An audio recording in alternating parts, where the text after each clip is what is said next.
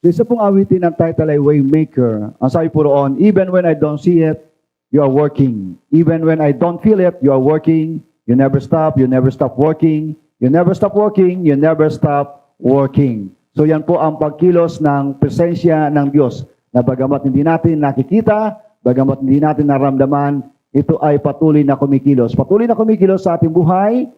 Why? Because the presence of God is atmosphere, environment, and spiritual. But it is visible, tangible, and audible. So isang magandang hapon po sa inyong lahat, SCB Tribes, at sa lahat ng tumatangkilik sa SCB Daily Tribes team nito, at sa lahat ng mga manunod at manunod pa, isang magandang hapon po sa inyong lahat.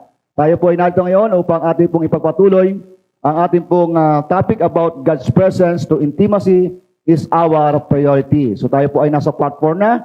So dito po sa ating pong pinag-uusapan na title about God's presence to intimacy is our priority. So ang ating pong pinaka main passage po dito ay ating pumatagpuan sa Exodus chapter 33 verse 12 to 19 and Psalms chapter 51 verse 7 to 12. Pero hindi ko na po ito babasahin pa, at tayo ay dadakom sa isa pong maikling pagre-review sa ating pong nakaraan na natalakay sa salita po ng Diyos sa tema pong ito na ating pinag-usapan about God's presence. True intimacy is our priority. So how does the presence of God can transform people's lives? So why the presence of God should be our priority through intimacy?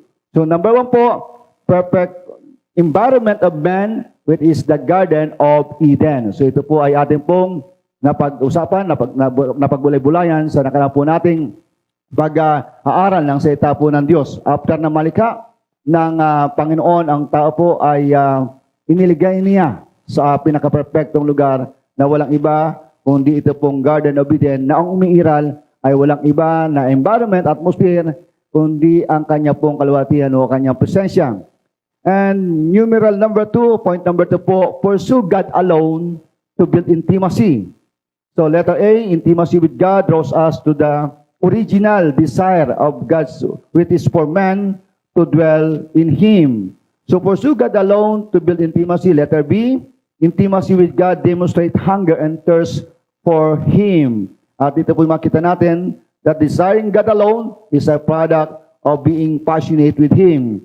So hunger and thirst for God protects us from being trapped and bound by religious spirit. So ito po yung ating pong napag-usapan nung nakaraan. And let us see, intimacy with God is a driving force to intensify the presence of God through prayer and worship. So through prayer and through worship, dito po ay ating pong maranasan ang mapagningas ang presensya ng Diyos sa kanyang pagkilos sa buhay natin. Through worship and prayer ay madali tayong nakaka-access sa presensya ng Panginoon. And letter D, intimacy with God demonstrate our spiritual passion that give us a capacity to grow into Christ likeness. Kaya po sinabi po ni John, he must increase but I must decrease. Amen? So dito po tayo ngayon mag-start sa letter E. Intimacy with God destined us in the operation of an open heaven. So ito po yung ating pong pasimula sa ating pong part 4. Intimacy with God destined us in the operations of an open heaven. So sabi po dito sa verse sa Exodus chapter 33 verse 8 to 11. So hindi po tayo lumalayo, umalis sa ating pong pinaka-major passage dito sa ating pong topic. So sabi po dito, so it was whenever Moses went out to the tabernacle that all people rose and each man stood at his tent door and watched Moses until he had gone into the tabernacle. And it came to pass when Moses entered the tabernacle that the pillar of cloud descended and stood at the door of the tabernacle. And the Lord took with Moses, and all the people saw the pillar of cloud standing at the tabernacle door. And all the people rose, worshiped, each man in his tent door. So the Lord spoke to Moses face to face, as a man speaks to his friend. And he would return to the camp, but his servant, Joshua, a son of Nun, a young man, did not depart from the tabernacle. So from this passage po, ay makita po natin na talagang bukas ang kalangitan sa bansa ng Diyos, which is the Israel, na pinapangunahan ni Moses. Ang sabi po dito ay, every time na pumapasok si Moses sa tabernacle, ay bumababa ang pillar of cloud dito sa tabernacle, at dito po ay pumapasok si Moses na nakikipag-usap sa Diyos doon po sa tabernacle, at ang mga tao ay naandun sa pintuan ng kalang tent o ng kalang mga bahay na sumasamba sa Diyos. So ang ibig sabihin po nito, ito isang malinaw na tanda na sa kanila pong journey going to the promised land, sa pangunguna ni Moses, sa mga tao ito ay naandun po ang operasyon na bukas na kalangitan. At dito rin po sa Exodus 33 verse 16 to 17, dito naman po ay makita natin ang isang matinding pakiusap sa Diyos ni Moses, kanya pong prayer, na sabi po dito, "For how shall it be known that I have found favor in your sight, I in your people? It is not in your going with us, so that we are distinct, I and your people from every other people on the face of the earth." So para po kay Moses, po ang kanila pong kaibahan sa maraming bansa? Ang sabi po niya ay walang iba kundi yung pagsama ng presensya ng Diyos. Tanda na ang langit ay bukas sa kanila. At ang sabi po niya dito, "And the Lord said to Moses, this very thing that you have spoken I will do. For you have found favor in my sight. I know you by name." So ito po yung isang maganda po rito na senaryo na dahil si Moses, ang buhay niya ay nagbigay kaluguran sa harapan ng Diyos, yung favor ng Panginoon sa kanyang katugunan, sa kanyang pong panalangin ay tiniyak po ng Panginoon. Nang sabi ng Panginoon, "Ako ay sasama sa iyo." So ito po ay tanda na yung kalangitan ay bukas sa kanila pong journey ito. At ito po yung isa pong katiyakan na talagang magkakaroon sila ng tagumpay sa kanila pong journey na ito, sapagkat sila ay nasa ilalim ng bukas na kalangitan. Kaya po, napakahalaga sa ating pong mga sarili bilang church, bilang mga mananampalataya, leader na tayo ang siyang maging key person na ang favor ng Diyos ay ating pong makuha. At ito po yung isang makita natin principles dito sa buhay ni Moses, na dahil siya ay nakapag-build ng kanyang intimate relationship with our God, siya po yung naging key person, the main indicator kung bakit yung bukas na kalangitan ay nararanasan ng buong Israel na pinapangunahan po niya. So sabi po dito sa isa pong quotation ni Dr. Jonathan David, "An open heaven is a result of God's favor in the minister's life. It is not something he searched for. It is because of his intimate walk with God. It is the seal of God's approval in his explicit obedience." So yun po ang sabi po dito ni Dr. Jonathan David, kung bakit merong operasyon ng bukas na kalangitan. Dahil ito daw po ay resulta ng pabor ng Diyos sa buhay ng isang naglilingkod sa Kanya. Ito ay hindi nakukuha sa pagre-research, hindi ito makukuha sa Google, hindi ito nakukuha sa pag-accumulate ng mga knowledge and information, although mahalaga yon. Ang sabi po dito, ito ay ating ma-achieve to our intimate walk with God. And the operations of the open heaven, as I po dito, ito ay sealed ng approval ng Diyos sa magitan ng isang lingkod na Panginoon sa kanyang accurate or explicit obedience. Amen? At ang sabi naman po ng ating pong spiritual mentor, Pastor Wilbert, there is a need for open heaven because without it, all our efforts for God and advancing His kingdom is bound to fail. So yan po ay naranasan na po natin before, nung wala po tayo sa talagang sa river na ito, sa pagtanggap ng accurate doctrine of the Word of God. But praise God, na ito'y ating pong nasumpungan ang ganitong estado, in stature ng buhay na ang langit ay bukas upang hindi na tayo manatili pa doon sa isang paglilingkod na walang katiyakan, isang paglilingkod na nauwi doon sa kabiguan. Because of the operation of the open heaven, asay po dito, praise God, kung wala ito, ang ating pong effort at ating pong pag-advance sa kingdom of God ay laging matutungo sa conclusion na tayo ay failed sa ating pong ginagawa. Ano po? So, intimacy, praise God. God's presence through intimacy is our priority.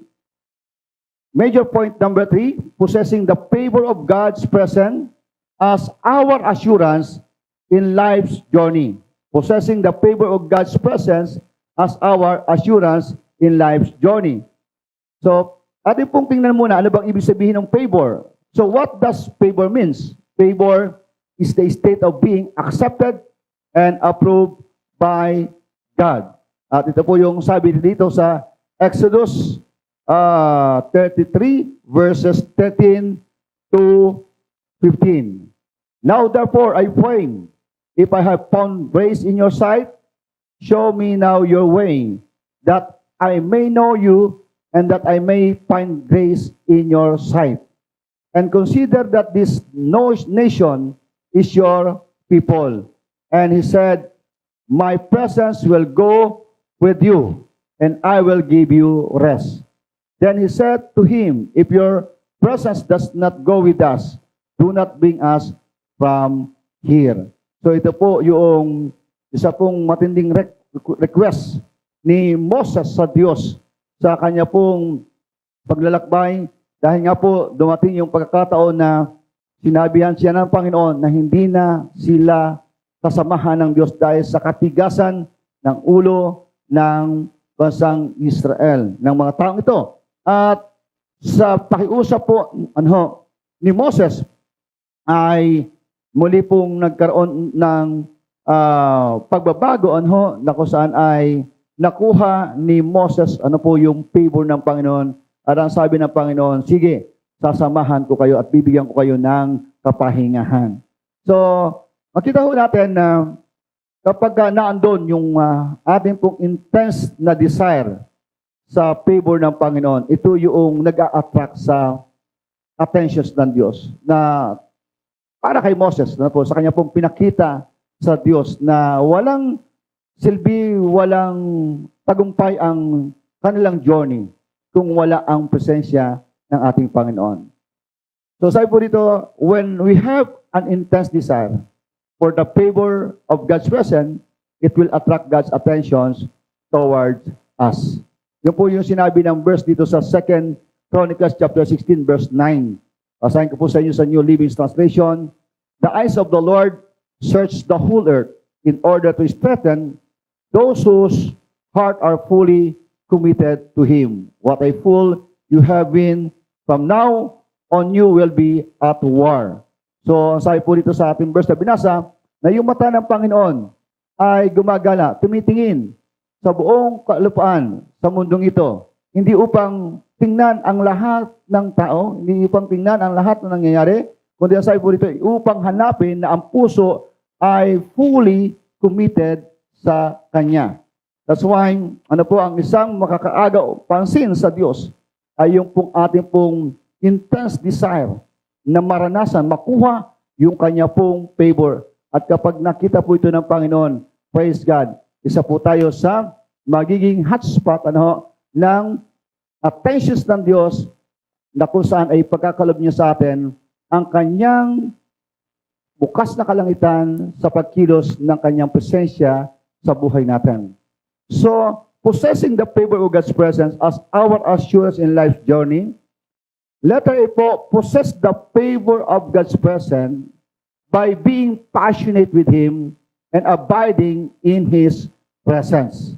Yung pong mataglay natin, yung presensya ng Diyos sa magitan ng matinding pagnanais, matinding hangarin sa Kanya at ang manahan sa Kanyang presensya. Yung hindi lang po magkaroon tayo ng matinding hangarin para sa Kanya, kundi yung manatili tayo sa Kanyang presensya. So, why we pursue the favor of God's presence passionately? Because it is the personal private environment and atmosphere of our God. So ito po yung spiritual truth na ating makikita po dito sa ating pong pinag-uusapan, na kung bakit kinakailangan tayo maging passionate sa makuha yung favor ng presence of God. Dahil ito po ay hindi basta-basta ibinibigay sa kung sino-sino man, kung kanino man, dahil ito po ay personal, private environment and atmosphere of our God. That's why we never stop until we find and fix ourselves to dwell in the presence of God. Ulitin ko po, we never stop until we find and fix ourselves to dwell in the presence of our God.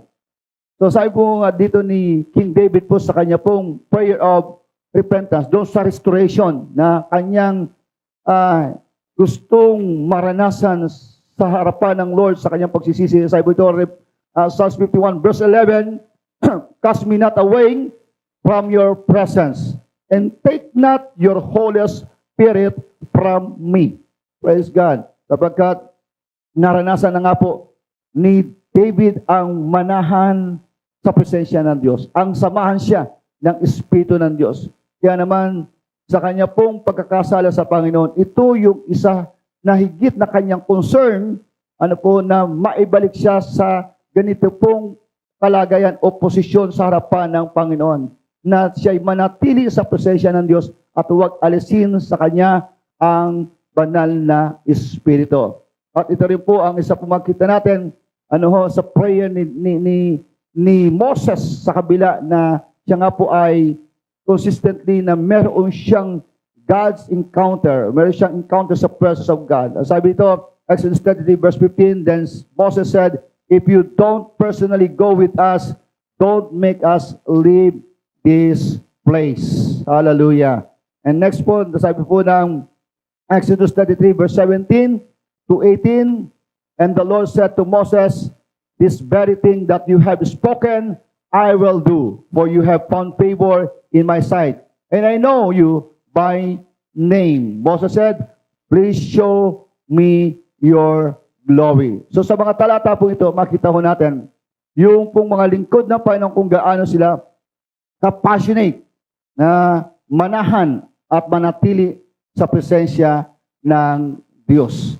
Nakita po natin dito na the more tayo nagiging malapit sa Panginoon, ay lalo tayo nagkakaroon ng hunger and thirst sa Kanya pong presensya. Kumbaga, yung ating pong God's consciousness ay lalo itong napalakas. Nagkaroon ng awakening in our spirit. Yung kanyang satisfaction ay alam ng kanyang espiritu, alam ng ating espiritu na walang iba kundi ang presensya ng ating pong Panginoon. That's why we must ask God the empowering grace to meet His requirements or protocols to abide in His presence. We must ask God the empowering grace to meet His requirements or protocols to abide in His presence. So bakit ko po nasabi ito? Kasi ito po yung sinasabi dito sa Psalm 65 verse 4. Ito po yung narinig natin. Sa Psalm 65 verse 4, in English Standard Version, blessed is the one you choose and bring near to dwell in your courts. We shall be satisfied in the goodness of your house, the holiness of your temple. Ang sabi po ito, blessed is the one you choose and bring near, and then to dwell in your courts. So makita ho natin dito yung God's protocols to approve and to abide in His presence. So ito po yung napansin ko po dito na 3C. Ano po? Una po ay chosen by God to enter in His presence. Blessed is the one you choose. Ibig sabihin ito, chosen by God to enter in His presence. Napakalaki na pong advantage nito sa buhay po natin bilang mananampalataya.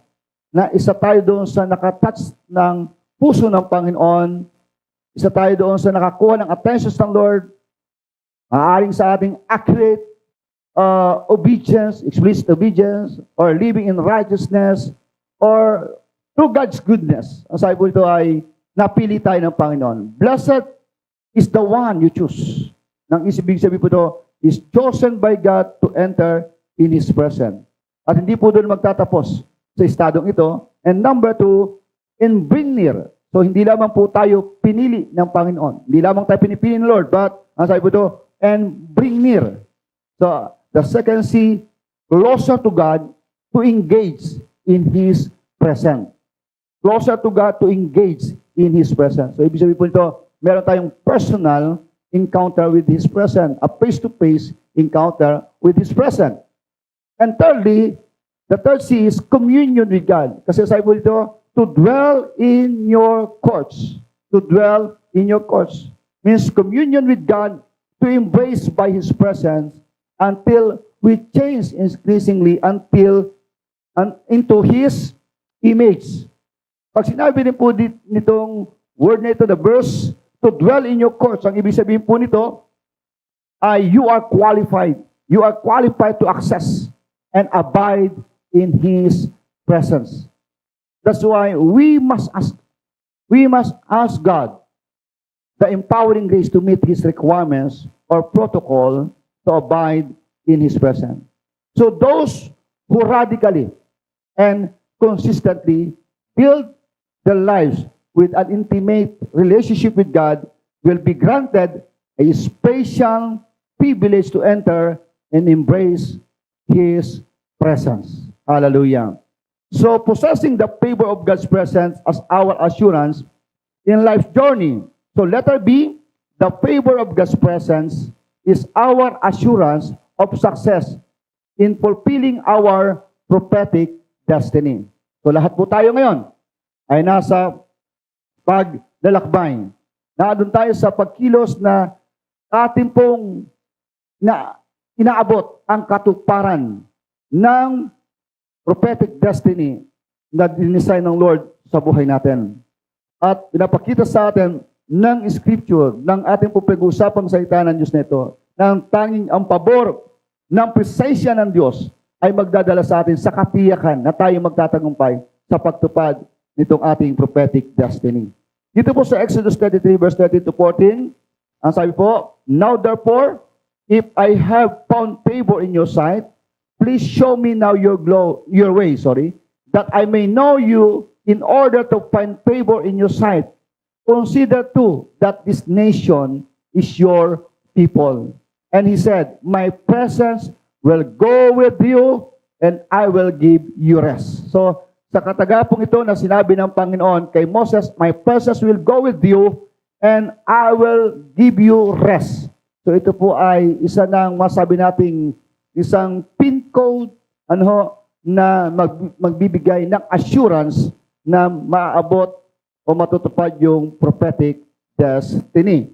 At dito rin po sa Deuteronomy 1:28 to 33, dito po ay pinakita yung pagpapa-alaala o pagre-remind sa bansang Israel sa pagsama ng Diyos sa kanilang paglalakbay na marating nila yung promised land.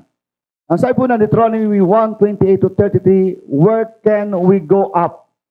Our brethren have discouraged our hearts, saying, the people are greater and taller than we. The cities are great and fortified up to heaven. Moreover, we have seen the sons of the Anakim there. Then I said to you, do not be terrified or afraid of them. So, doon po sa tinanggap ni Moses na instruction sa Diyos, sa pagpasok doon sa promised land, wala pong sinabi ang Panginoon sa kanila na kanila pong ispiyahan o manmanan muna yung lugar ng Kanaan o ng promised land. So ito po ay nabuo dahil doon po sa mga tao na nag-isip na siguraduhin yung kanilang pagpasok doon sa Kanaan o sa promised land. Kaya lang ito po ay inaccurate na dahil hindi ito pinapagawa sa kanila ng Panginoon. At ito nga po sa istorya na ating pong nabasa ay ginawa nila. Nagpadala ng 12 spy na majority ang negatibo pagbalik ng pagre-report at dalawa lamang yung positibo, Joshua and Caleb. At ang mga tao po ay nagkaroon ng matinding takot. Na talagang pasukin itong promise na ito. Pero sinabihan sila po ng Panginoon, tiniyak ng Diyos ang kanyang pagsama. So visible, yung presensya ng Diyos sa kanila pong kapanahunan. Dahil nga po doon sa tabernacle, ay nagpapahayag yung presensya ng Diyos o ang kalwalatian ng Panginoon sa haliging apoy kapag kagabi, haliging ulak kapag araw. Tanda na ang presensya ng Diyos ay nasa kanila. At pinatunayan ng Panginoon ang kanyang pagsama sa kanila ng kanyang presensya na nagdulot sa kanila ng tagumpay, protection, provision sa kanilang journey. Pero dahil nga po sa main nature itong mga taong ito, ng katigasan ng ulo, ay mas nangingibabaw sa kalayo pong tinig ng takot at pag-aalinlangan. But sinigurado ng Panginoon sa kanila yung kanyang pagsama ng kanyang presensya. Kaya sabi ng Panginoon, do not be terrified or afraid of them. Kahit gaano kalakas o kalalaki yung mga taong yan, sinasabi po ng Panginoon, kayang-kaya niyong pagtagumpayan sapagkat ako'y kasama ninyo. Hallelujah. So sabi po dito, pagpatuloy ko po pagbasa, the Lord your God who goes before you, He will fight for you according to all He did for you in Egypt before your eyes. And in the wilderness you were saw how the Lord your God carry you as a man carries his son in all the way that you went until you came to this place. So, ang pangako po ng Panginoon, sasamahan ko kayo at bibigyan ko kayo ng kapahingan.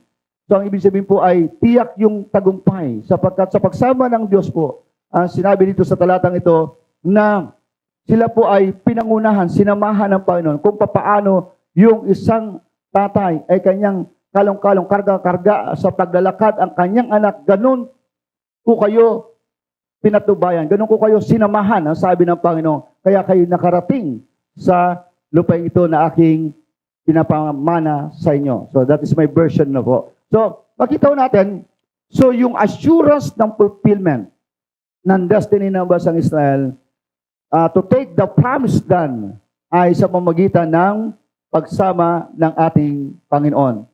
Na by His mercy and grace, dahil nga po matigas ang ulo, ng bansang ito ay hindi, ang Diyos, praise God, na nanatili doon sa isang bahagi ng kanyang nature na gusto na niyang patayin agad itong mga tanga ito. Dahil po kay Moses na kusan ay nakakuha ng favor ng Lord dahil sa kanyang buhay, dahil doon sa kanyang na-establish na relationship, yung kanyang intimacy with God, siya yung naging dahilan upang yung pagsama ng Diyos ay kanila pong maranasan sa kabila ng kanilang katigasan ng kanilang ulo. Kaya sabi po dito, who went in the way before you to search out a place for you, to pitch your tent, to show the way you should go, and the light in the fire by night and the cloud by day. So sa word pong ito ay pagpapahayag na yung pagsama ng Panginoon, hallelujah, ay nanatili sa kanilang paglalakbay to possess the promised land. At dito naman po sa Joshua chapter 1, verse 13, ganito po sabi, remember the word which Moses, the servant of the Lord, commanded you, saying, the Lord your God is giving you rest and giving you this land. So sa panahon naman po ni Joshua, ay tiniyak ng Diyos ang pagsama ng kanyang presensya sa panguna ni Joshua sa bansang Israel na pumasok sa promised land. Na dito po ay kinonfirm ng Lord na talagang kanilang mapapasok, maangkin ang promised land. So the Lord your God is giving you rest. So ito po yung emphasize din na po na sinabi ng Diyos kay Joshua. Pag sinabi bang rest, anong ibig sabihin nito? So God is working. Rest means God is working in you and through you while you are fulfilling your assignment and prophetic destiny. Amen? And next, rest means God secure us His promised success in the fulfillment of our prophetic destiny. Rest means we have God's peace in the midst of difficulties and adversities. because He is with us. So peace from God, peace is the total distractions of chaos. And dineclare po ng Lord through His servant Moses, yung manatili sila sa kapayapaan. So, what is the declaration? And foundations of peace in fulfilling of their prophetic destiny. Be still and see the salvations of the Lord. The Lord will fight for you. Be still and see the salvation of the Lord. The Lord will fight for you. So no mountains or stumbling block can hinder us in fulfilling our destiny. Ang sabi po ng Psalms 97 verse 5, the mountains melt like wax at the presence of the Lord, at the presence of the Lord of the whole earth. Hallelujah. So possessing the favor of God's presence as our assurance in life's journey, let us see the presence of God is our assurance of success in fulfilling our God-given assignment. The presence of God is our assurance of success in fulfilling our God assignment. Ang sabi po ng Joshua chapter 1 verse 5. After the death of Moses, the servant of the Lord, it came to pass that the Lord spoke to Joshua, the son of Nun, Moses' assistant, saying, Moses, my servant, is dead. Now, therefore, arise, go over this Jordan, you and all these people, to the land which I am giving to them, the children of Israel. So every place that the sole of your foot will tread upon, I have given you, as I said to Moses. So dito po ay pag-establish, pag-confirm ng Lord, yung kanyang pagsama na ginawa kay Moses, ay ganun din ang kanyang gagawin kay Joshua upang tiyakin yung katuparan nung pangako niya sa kanyang bayan. At sa panguna po ni Joshua ay makita ho natin kung gaano ka powerful yung sinabi ng Lord sa pagsama niya sa isang binigyan niya ng assignment na kanyang lingkod. Natulad niya po ni Joshua. Nandito po makita ho natin yung paglawak nung kanya pong influence or yung territory kanya pong masasakop. Ang sabi po dito, every place that the sole of your foot will tread upon, I have given you, as I said, Moses, from the wilderness and this Lebanon as far as the greater river. So the river Euphrates, all the land of the Hittites, and to the great sea toward the going down of the sun shall be your territory. Praise God. So through the power of God's presence, dito po natin makita yung pong spiritual truth sa salitang ito, praise God, na merong pagka-conquer ng mga territory for the kingdom advancement because of the presence of God. And then sabi ito, no man shall be able to stand before you all the days of your life. No man shall be able to stand before you all the days of your life. So, awayin ka man ng awayin ng maraming tao, awayin ka man ng awayin nila, hindi pa rin sila magtatagumpay sa iyo dahil sa presensya ng Panginoon ay nasa atin. Ang sabi po dito, as I was with Moses, so I will be with you. I will not leave you nor forsake you. Hallelujah. So, sa ating pong pagtanggap ng tawag ng Diyos or assignment, wala ho tayong dapat katakutan o magduda sa sinasabi sa atin ng Panginoon. Dahil every time na tayo binibigyan ng Panginoon ng assignment, binibigyan tayo ng Panginoon ng kanya pong gawain na matupad ang isang bahagi ng layunin niya sa ating pong henerasyong ginagalawan, tiyak po yung pagsama ng Panginoon. Hallelujah. So sabi po naman po ng Matthew 28 verse 18 to 20, ako naman po tayo sa New Testament dito sa ating Great Commission or tinatawag po natin the Kingdom Mandate. Ano po? Sabi po ito, Matthew 28, 18 to 20, and Jesus came and spoke to them saying, all authority has been given to me in heaven, on earth. Go therefore and make disciples of all the nation, baptizing them in the name of the Father and of the Son and of the Holy Spirit, teaching them to observe all things that I have commanded you. And lo, I am with you always, even to the end of the age. Amen. So dito po makita po natin the kingdom assignment or the Great Commission. So paano natin masasabi na talagang tiyak ano po yung success natin in fulfilling the kingdom mandate. So ito po yung ating makita rito, the success of operating dynamics in fulfilling the kingdom mandate, we are authorized to carry the kingdom message, to preach and teach it with the confirmations of heaven. All authority has been given to me in heaven and on earth.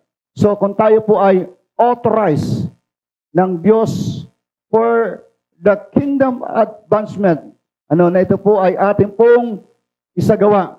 Hallelujah. Hindi po tayo samahan ng Panginoon, i-anoint ang Lord bilang kanyang bibig na ang mensahe ng paghahari ng Diyos ay ipangaral ituro na kung saan ang langit ay magko-confirm sa ating dinideklara na mensahe patungkol sa paghahari ng Diyos. And next po, the success of operating dynamics in fulfilling the kingdom mandate, we will have an assignment that God empower us to advance His kingdom. So, kung merong pinapagawa si Lord sa atin, so naandun po yung provisions ng Lord sa atin na yung ating assignment ay tiyak na ating pong magagawa. So we will have an assignment that God empower us to advance His kingdom. Next, we will have an anointing to penetrate the spiritual jurisdiction and specific people for kingdom invasion. Bagamat sinabi po ng Lord dito, go therefore and make disciples of all nations. So bilang tayo po ay isang tao, individual, corporate as a church, so meron pa rin po tayong limitasyon.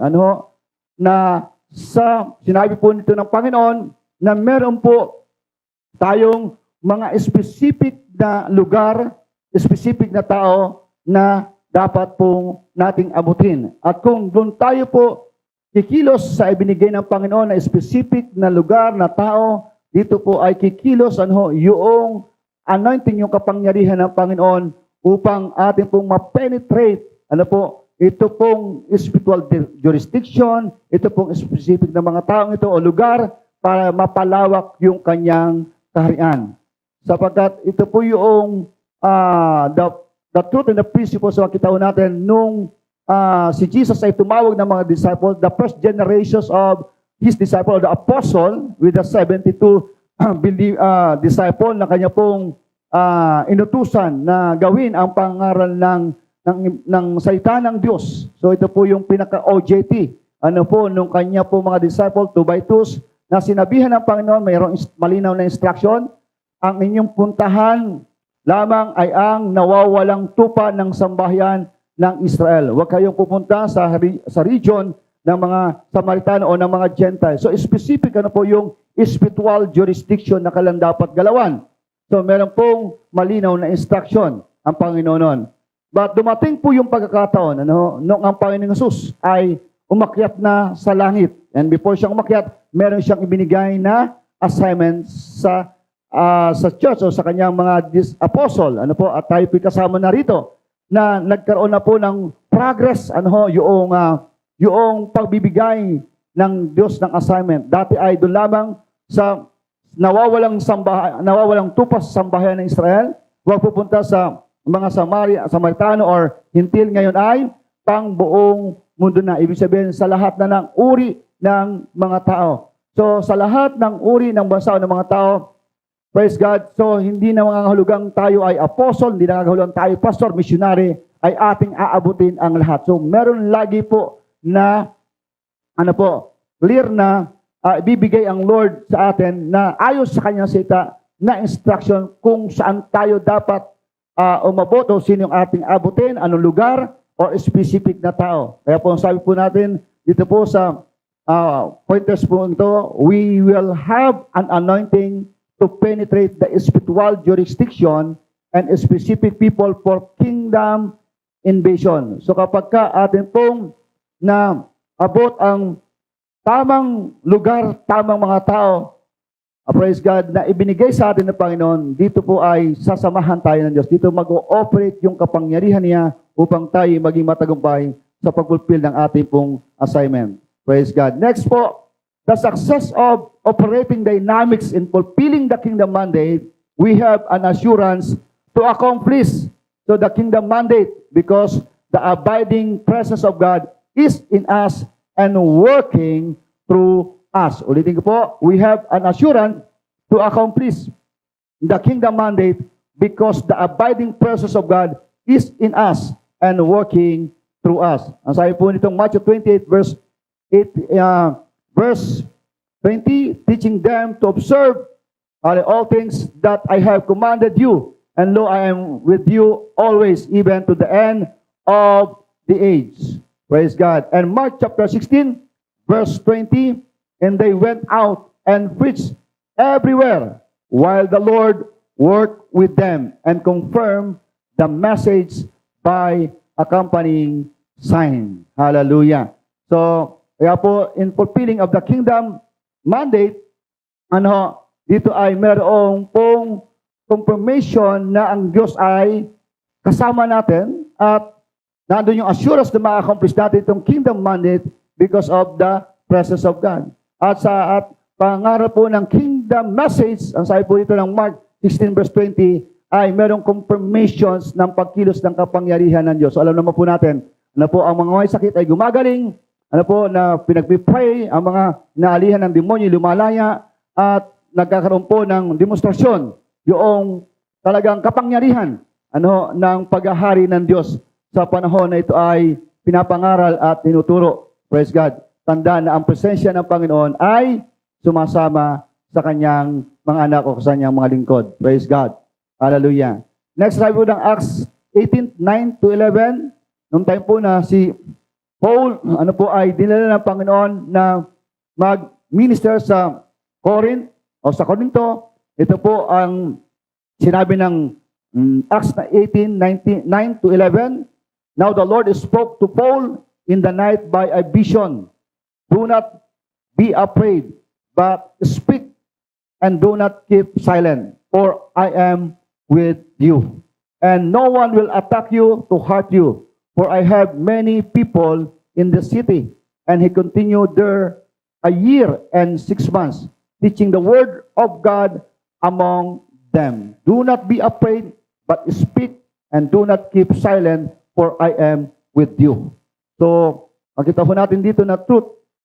Kapag pala tayo sinasamahan ng Panginoon, walang mga hindrances upang hindi natin talaga maipangaral ang salita ng Diyos.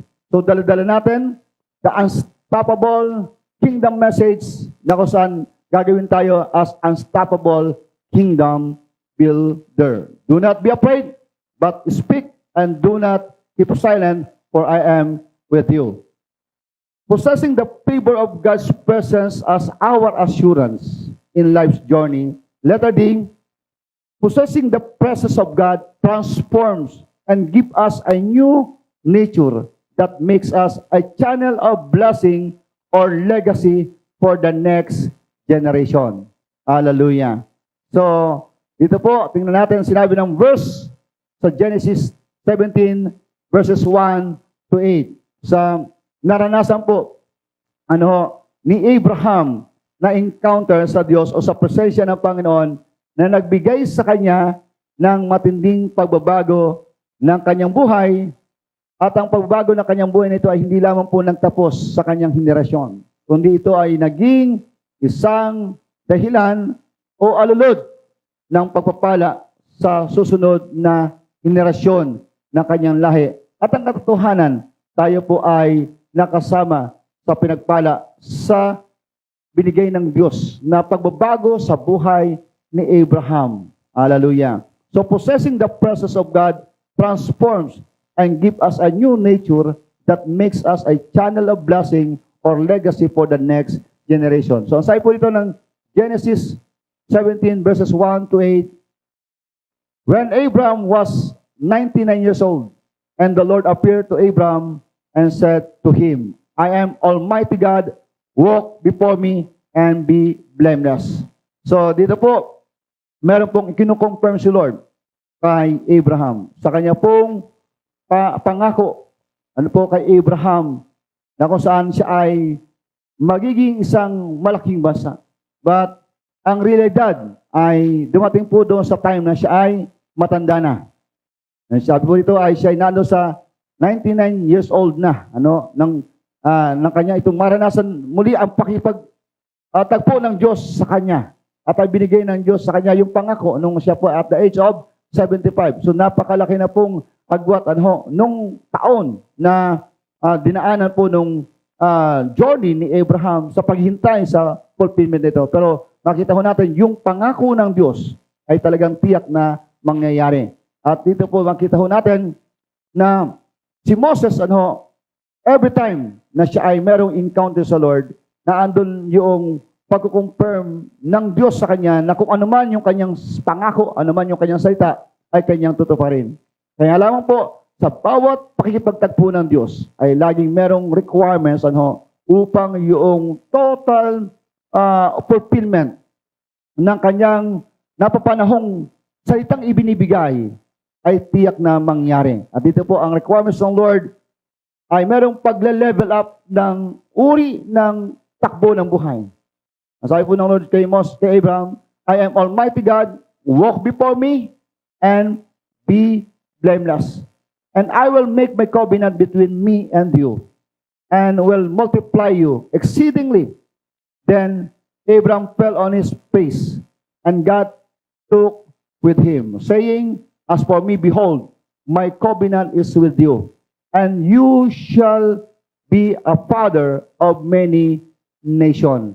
So no longer shall your name be called Abram, but your name shall be Abraham.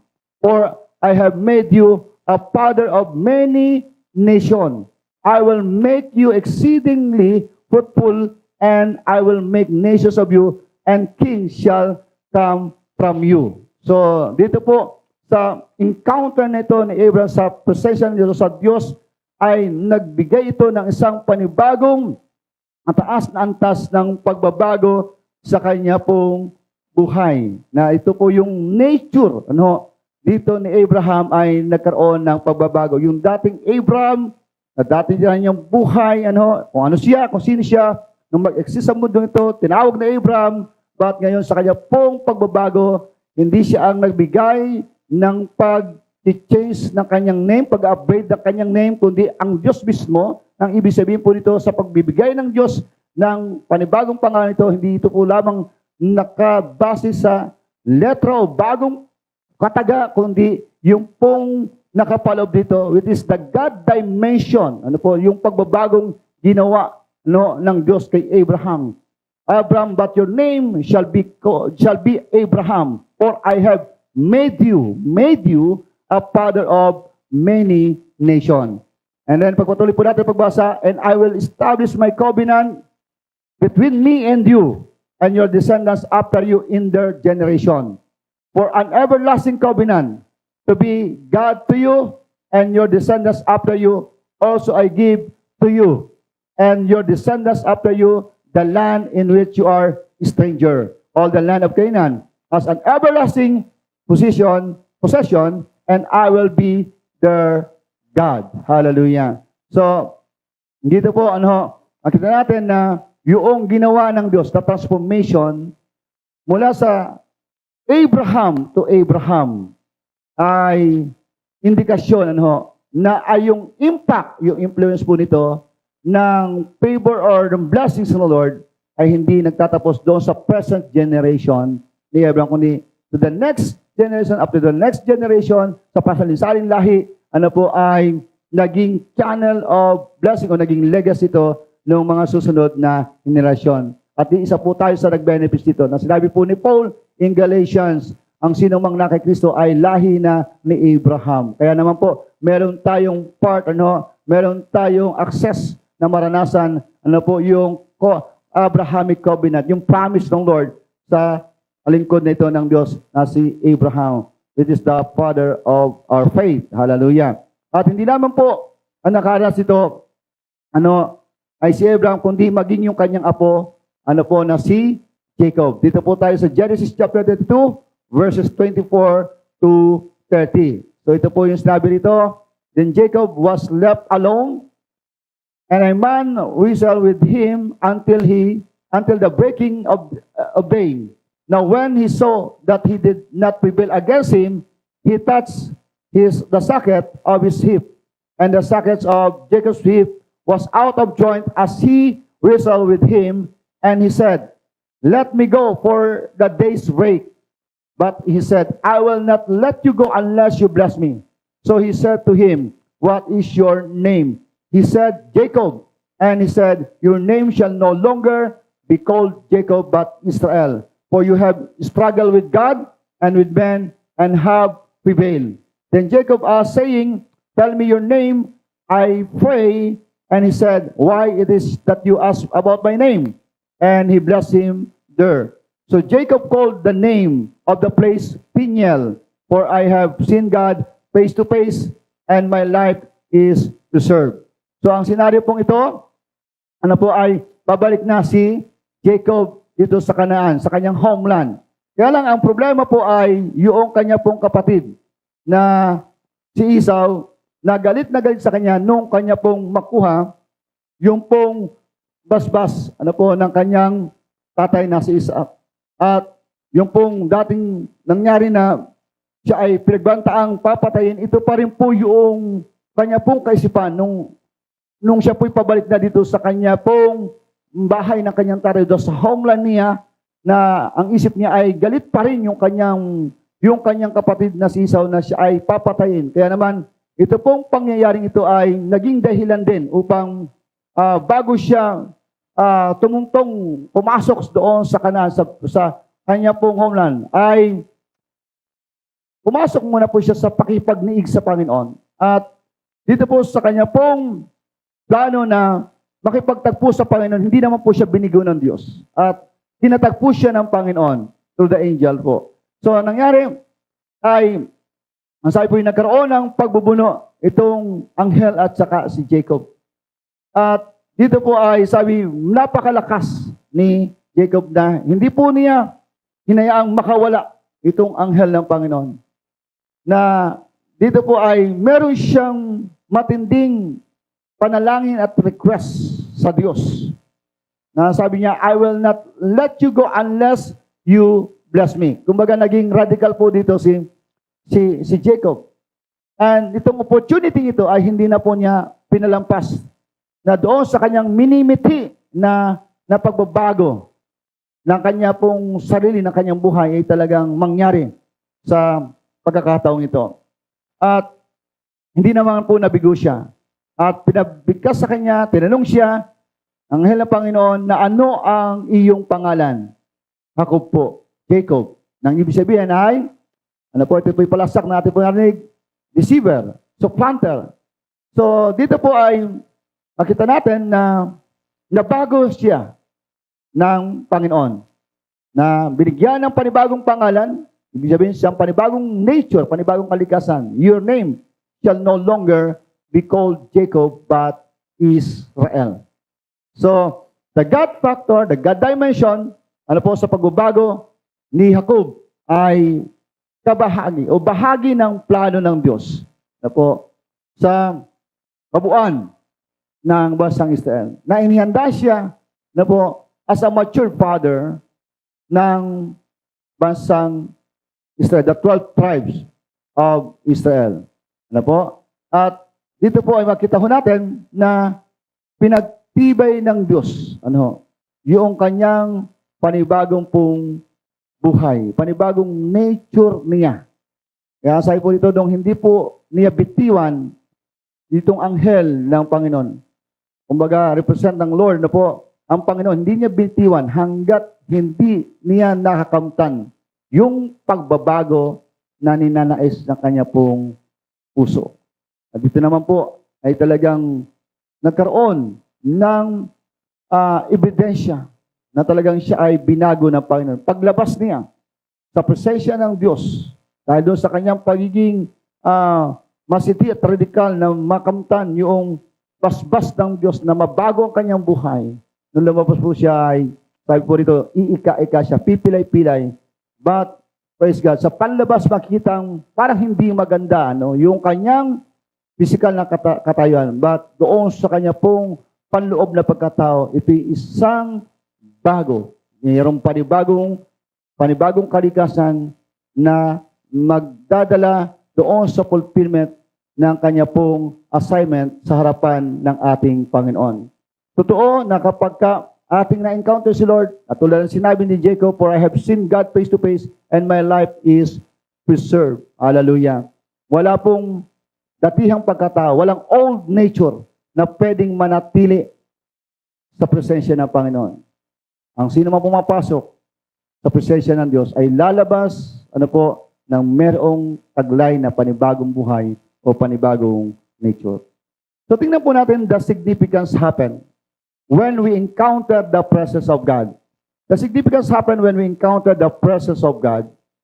It always leaves us a feeling of being passionate and hunger for Him. It creates an impact of deep, permanent change in our character and lifestyle. We cannot walk with Him unless we are changed by His presence. It makes a divine influence that cleanses us deep or sanctification so that we can engage into His presence.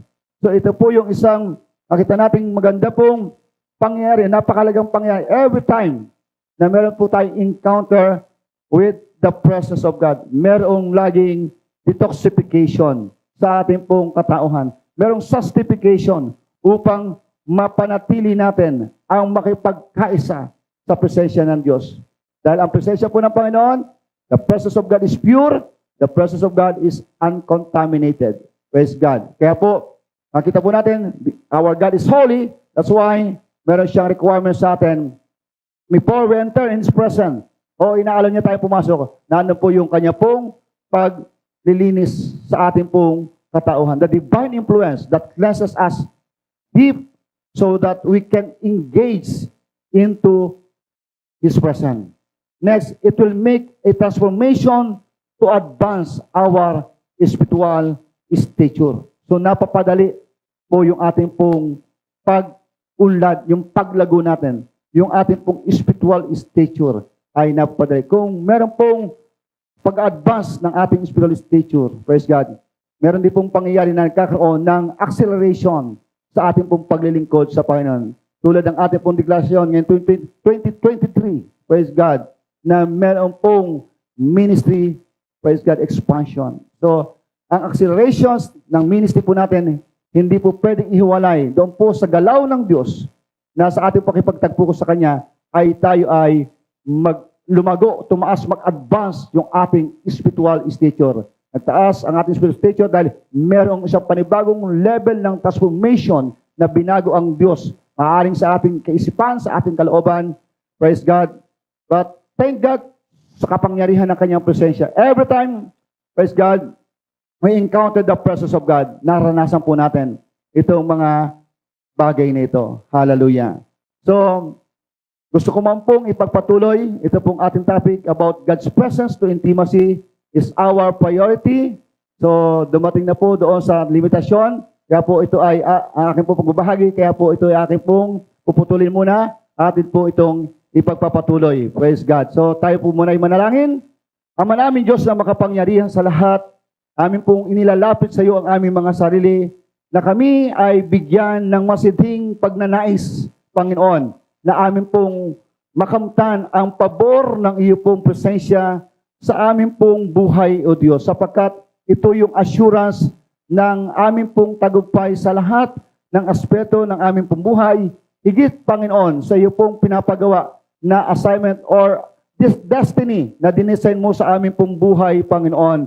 Lord, bigyan mo kami ng puso na kung saan ay naandun yung passion to possess the favor of your presence, O God. Sapagkat sa amin pong napag-usapan na pagbulay-bulay ang iyong mga salita, ipinakita ang prinsipyo, ang katotohanan, ang espiritu ng buhay, Panginoon, sa mga salita mo ito, Lord God, na kapag kami ay nasa loob ng iyo pong presensya, Panginoon, meron kaming assurance, O Diyos, na yung aming prophetic destiny ay tiyak na amin pong mararating at hindi lamang kami, Panginoon, kundi yung pong aming, Panginoong next generation, yung pong aming lahi, Panginoon, na susunod na lahi ay maranasan po nila yung benepisyo ng iyong pabor, ng iyo pong pagpapala, Panginoon. Kaya Lord God, dalangin namin, O Diyos, hallelujah, na kami, Panginoon, ay patuloy, Lord na God, na magkaroon ng spiritual passion, O God, na kami, Panginoon, ay magkaroon, Panginoon, ng passion na manatili sa iyo, manahan sa iyong presensya, O Diyos, in the mighty name of Jesus, upang, Panginoon, sa aming panahong ding ito, Lord,